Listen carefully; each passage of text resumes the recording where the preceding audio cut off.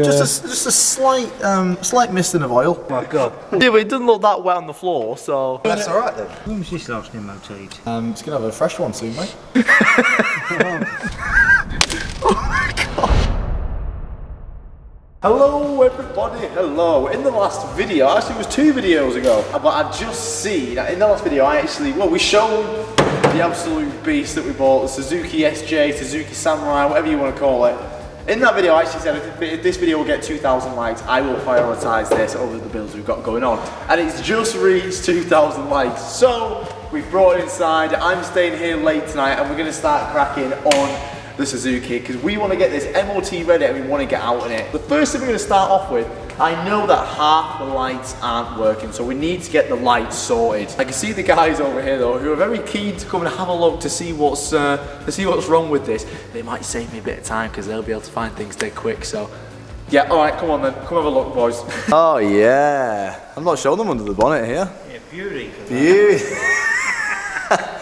Fucking stayed it, sorry. Yeah, it's just stayed of that. Yeah, it's got a bit of an oil leak from somewhere. Yeah, beauty. Fan belt, that's obviously was noisy, but that's not going to last long. Yeah. Oh yeah, that's not ideal, is it? Bit of an oil leak, just a slight misting of oil on the gearbox. Rocker cover gasket.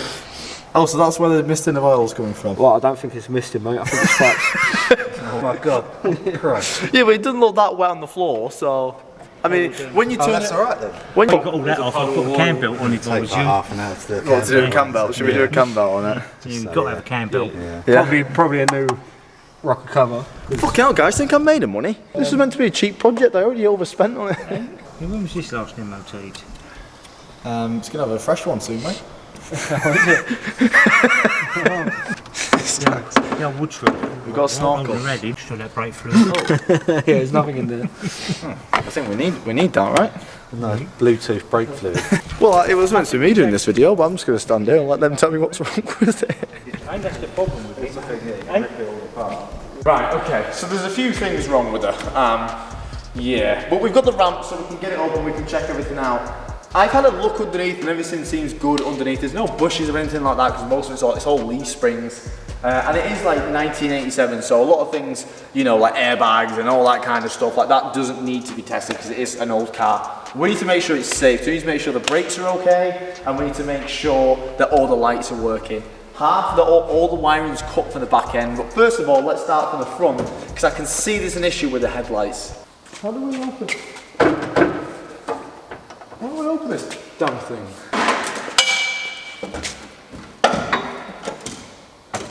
So we're going to do a quick light test on the front, see what we need. So we've got side light, there's our headlights. Great, we've got one side light, 1 out of 4, great. Indicator. Oh no. Wait, oh! Indicator.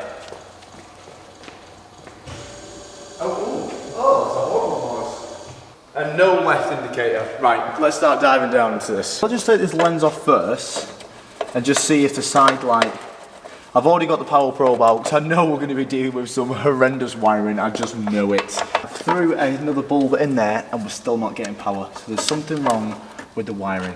So let's trace it back. This is the wire here, which is going back from this indicator. It's going all the way back and it was just the line here, so... So you're going power, power.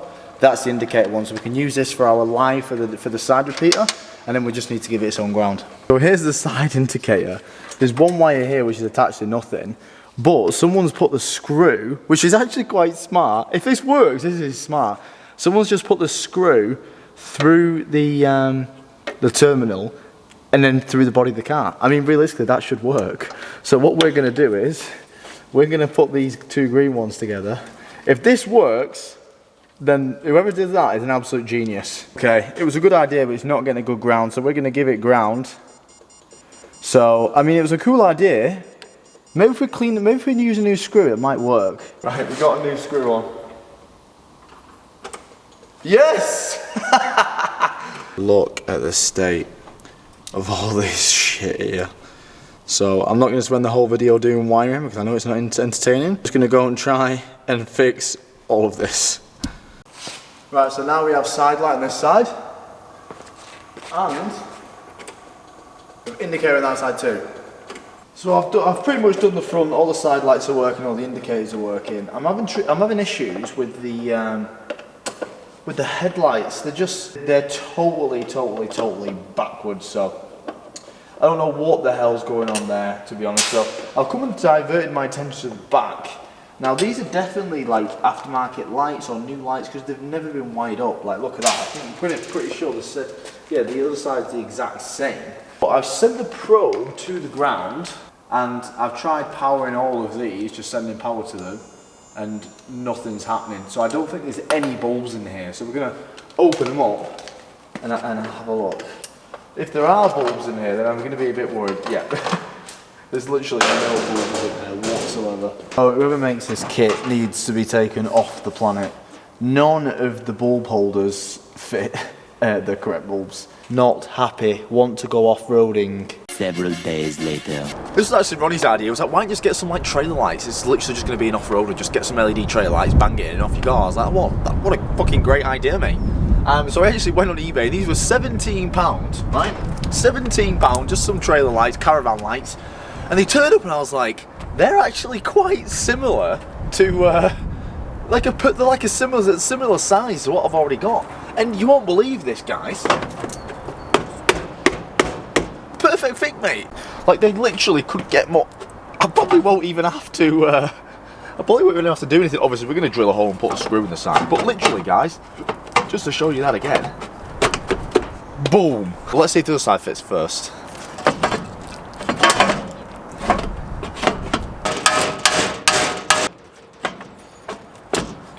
Perfect fit, mate. You can't even sit there and tell me that that doesn't look stuck. Again, I don't just want to bore everyone constantly doing wiring for the whole video. What we had to do is all the kind of fray wires that were just caught underneath the car, had to just kind of just test every single one for power and then wire them into the lights ourselves.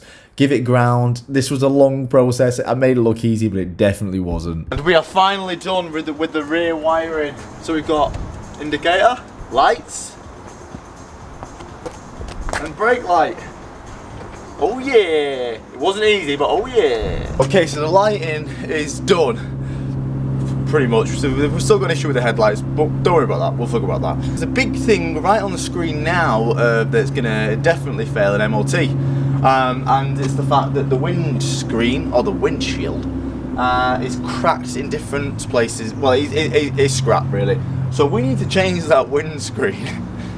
Yeah, I'm definitely not paying my windscreen excess because I don't want to go. Well, this isn't actually insured at the minute, and I don't really want to do that anyway.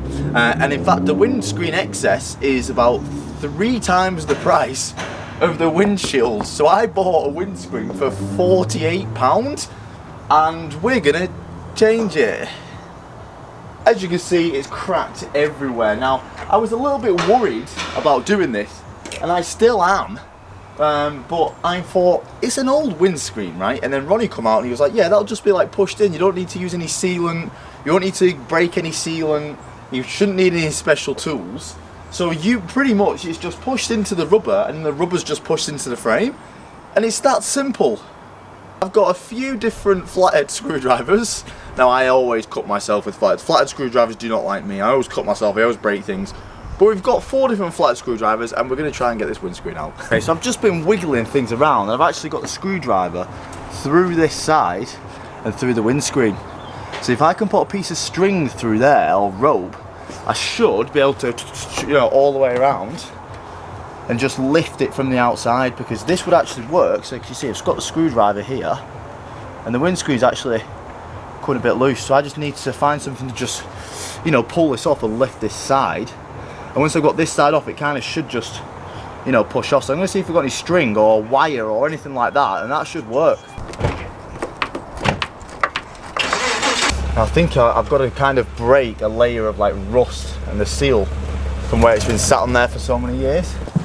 Right, so I've got a few screwdrivers out of my head, and I mean I'm obviously cracking it a little bit more, but it's coming out. I mean, this obviously isn't the right way to do this. Well, if it works, right? It's coming out.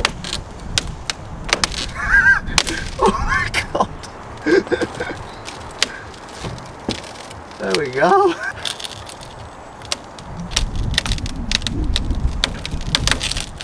Beautiful.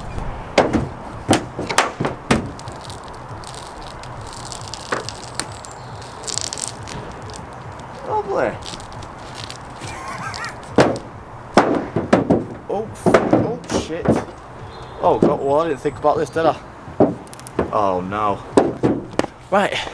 How the hell are we going to get it back in? So in a hope that the new windscreen with the new, well actually it's the old seal, in a hope that the old seal will go back in a bit easier, I've just cleared off like so much dirt and like bits of rust that was just like lying on the frame, and I cleaned it as well with some brake cleaner. Okay, so I mean that was one thing done. Now we've got to fit the other one. So but don't be stupid, what are you being scared for? I mean, I've absolutely no idea what I'm doing. But I think I'm just going to let's just put the glass inside of here. Right, so I've put the bottom side in, and I'm literally just going to do it like a gasket. I'm literally just going to keep coming up with a screwdriver like this, and just pulling it over. And I can't see why it's not going to work. Guys, it's literally in. It's literally in. Like, I've literally just went the screwdriver the whole way around. And then I've just give it nice little, and it's in. Oh, that's not coming out. So the whole front headlight is like all wired up totally wrong. There's one wire here which is getting constant 12 volts, but it's also a ground. So when you ground that, it's just sending every single light. Fucking weird. When you put the high beam on and the headlight, they switch power. It's all just, it's all fucked. So this whole wiring loom is kaput. These get 12 volts. Okay, so the bulb wants to turn on when the switch inside the car is off. Okay.